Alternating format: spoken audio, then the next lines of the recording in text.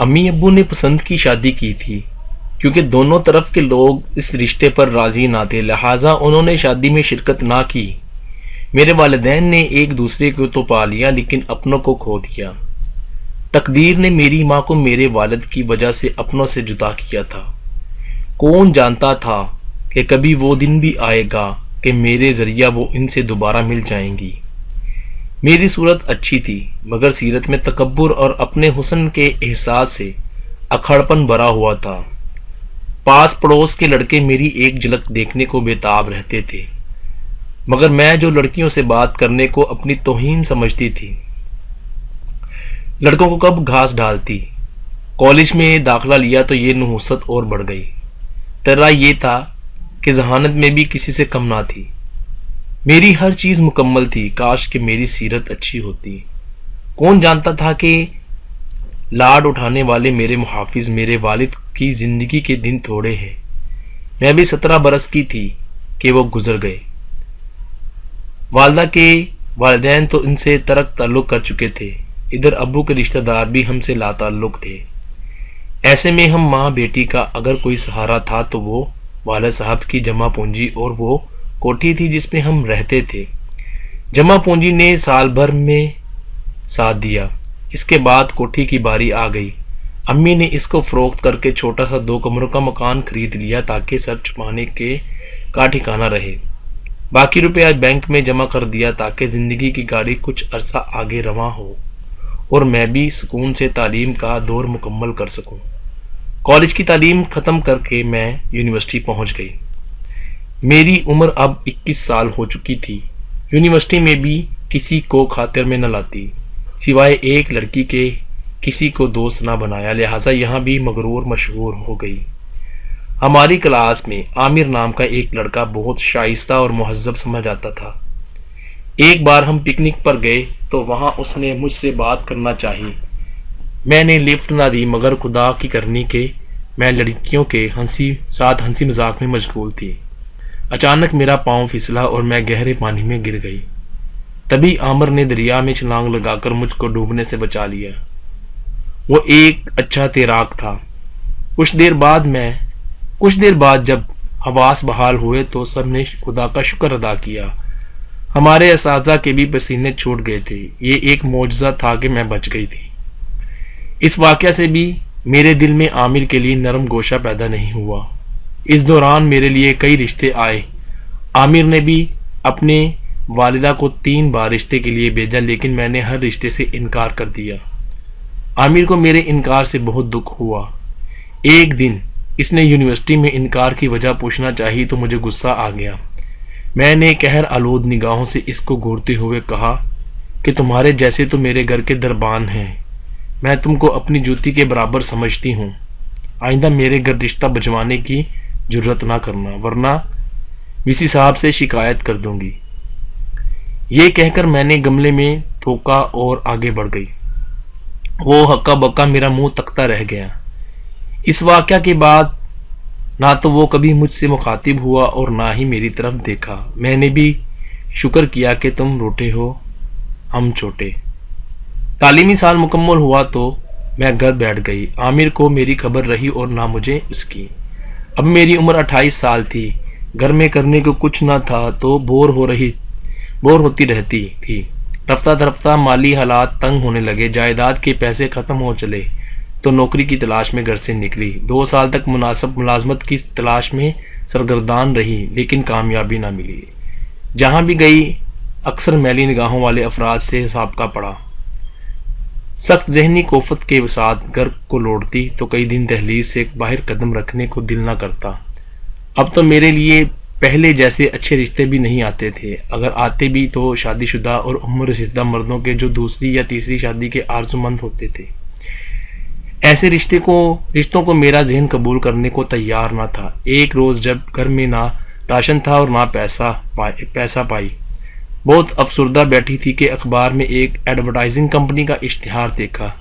ایک کمپنی کو lady secretary کی ضرورت تھی۔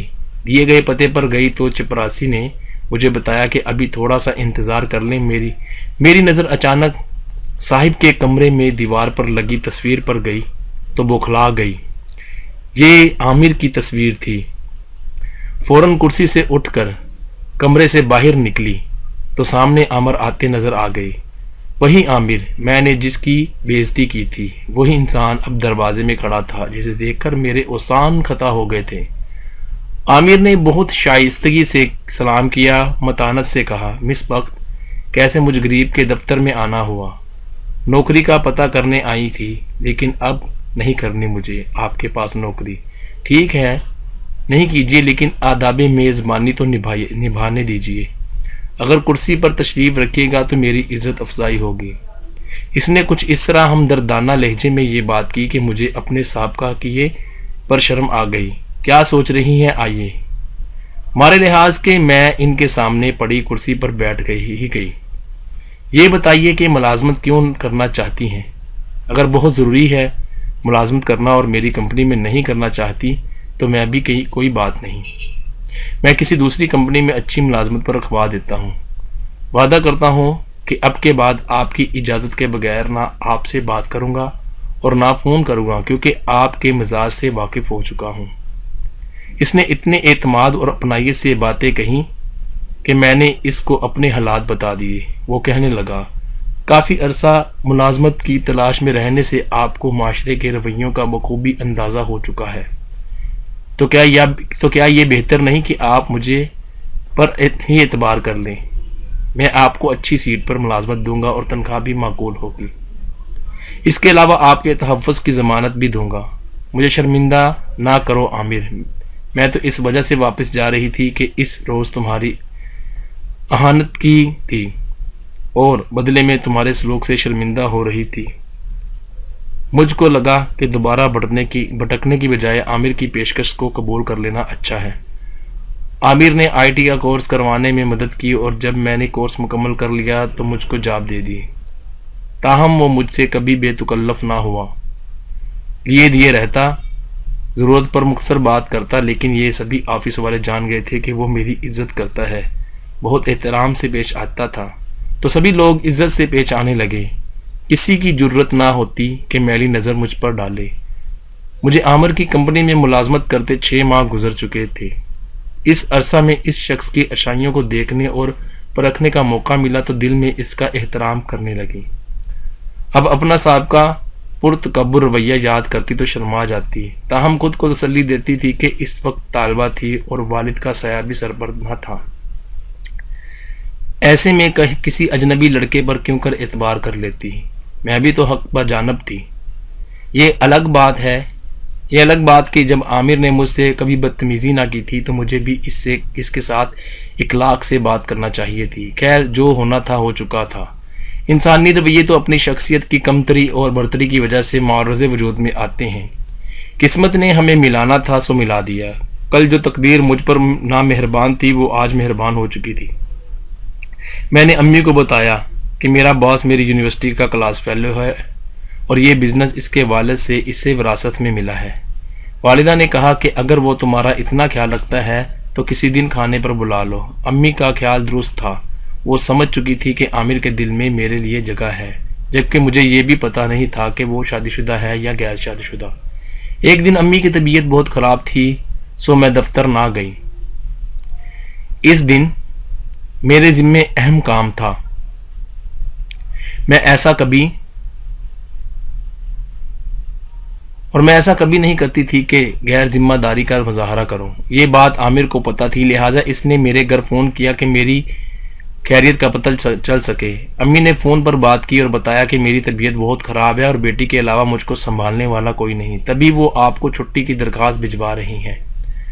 آنٹی، چھٹی کی درخواست کی ضرورت نہیں، وقت میری کلاس فیلو ہے، میں ان کو ملازم نہیں سمجھتا، صرف خیریت معلوم کرنے کو فون کیا تھا۔ اگر ایسی بات ہے بیٹے تو گھر آ جاؤ اور میری خیریت دیکھ لو۔ عامر نے آفس آف ہونے کے بعد گاڑی نکالی اور ہمارے گھر آ گئے۔ جب اس نے کال بیل دی میں نے دھڑکتے دل کے ساتھ دروازہ کھولا۔ یہ وہی شخص تھا جس کا دل کبھی میرے لیے دھڑکتا تھا، آج میرا دل اس کی خاطر دھڑک رہا تھا۔ وقت کا عجب چلن ہے، حالات کی کایا پلٹتے دیر نہیں لگتی۔ کل وہ میرا مشتاق دید تھا اور آج میں اس کی منتظر تھی۔ دوسری بار بھی وہ امی کی عیادت کی خاطر ہمارے گھر آئے اور امی کو اپنی گاڑی میں ہسپتال لے گئے۔ وہ دونوں اس طرح گل مل گئے تھے جیسے برسوں سے جان پہچان ہو۔ ان کے درمیان کچھ ایسی باتیں ہوئیں جن کو میں نہ سن سکی، لیکن جب عامر چلا گیا تب امی کے چہرے پر طمانینت تھی۔ وہ آج بہت خوش اور سکھی لگ رہی تھی۔ شام کو عامر دوبارہ آیا اور امی کو اپنی گاڑی میں ہسپتال لے گیا۔ آج ان کے درمیان میں ہی خود کو اجنبی محسوس کر رہی تھی۔ امی نے بعد میں بتایا کہ وقت دراصل یہ میرا بھتیجا ہے۔ تمہارے ننیال کے روڑ جانے کے بعد میرے بھائی نے بھی مجھ سے قطع تعلق کر لیا تھا۔ خدا نے تمہارے وسیلے سے مجھے میرے بھتیجے سے ملایا ہے۔ آج میں بہت خوش ہوں۔ اب کیا رکاوٹ تھی؟ میری ماں عامر کی پھوپھی تھی جنہوں نے اپنے بھتیجے کو گلے سے لیا تھا، اور پھر عامر کی دلی مراد پوری ہوئی۔ وہ ایک بار پھر اپنی والدہ کو ہمارے گھر لایا اور انہوں نے جھولی پھیلا دی۔ بتاتی چلوں کہ امی کی شادی کے سال بعد ماموں کی شادی ہوئی تھی، لہٰذا امی نے اپنی اس بھابھی کو اس وقت نہیں پہچانا تھا جب وہ پہلے دوبارہ ہمارے گھر رشتے کے لیے آئی تھی۔ امی نے اپنے بھائی سے ملنے کی آرزو کی۔ ممانی اور عامر ان کو بھی منا کر امی کے پاس لے آئے۔ اس دن کا منظر دیدنی تھا جب ایک لمبی مدت بعد امی اور ماموں ملے تھے۔ ماموں نے کہا، بہن میرا تو بہت جی چاہتا تھا آپ سے ملوں، مگر والد نے قسم دے دی کہ اب سلطانہ سے نہیں ملنا ہے، تبھی دل پر پتھر رکھ لیا تھا۔ عامر نے مجھے کہا اب تم آفس نہیں آؤ، اور پھر شادی کی تیاریاں شروع کر دی گئی۔ میری شادی دھوم دھام سے عامر کے ساتھ ہو گئی، جس میں دونوں خالائیں شریک ہوئیں، نانی جان بھی آئیں، مگر افسوس کہ نانا وفات پا چکے تھے۔ اس طرح میری ماں کو مدتوں بعد ان کا میکا اور مجھے ننیال کا دیدار نصیب ہوا۔ جب سالوں بعد بھائی بہن گلے ملے تو والدہ کی آنکھوں میں خوشی کے آنسو دیکھے تھے۔ امی کہتی تھیں کہ میں سوچ بھی نہیں سکتی تھی کبھی اپنوں سے ملوں گی اور ہم پھر سے ایک ہو جائیں گے۔ میری شادی کے 4 ماہ تک والدہ اپنے ہی گھر میں رہی، مگر وہ بیمار رہتی تھی۔ تبھی عامر اور ماموں ان کو سمجھا بجھا کر اپنے گھر لے آئے۔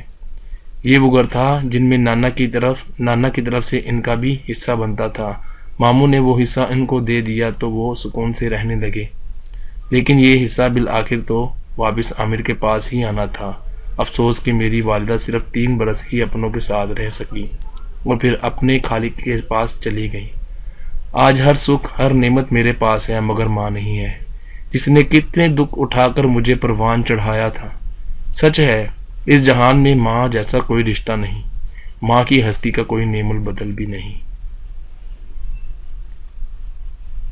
ویڈیو دیکھنے کا بہت بہت شکریہ دوستوں، ہم امید کرتے ہیں آپ کو ہماری یہ ویڈیو ضرور پسند آئی ہوگی۔ مزید ہماری ویڈیوز کو دیکھنے کے لیے کیجیے گا ضرور سبسکرائب۔ JRY TV کو اپنا بہت سا خیال رکھیے گا، بہت جلد آپ کے لیے اس طرح کی نئی ویڈیوز لے کر آئیں گے۔ شکریہ۔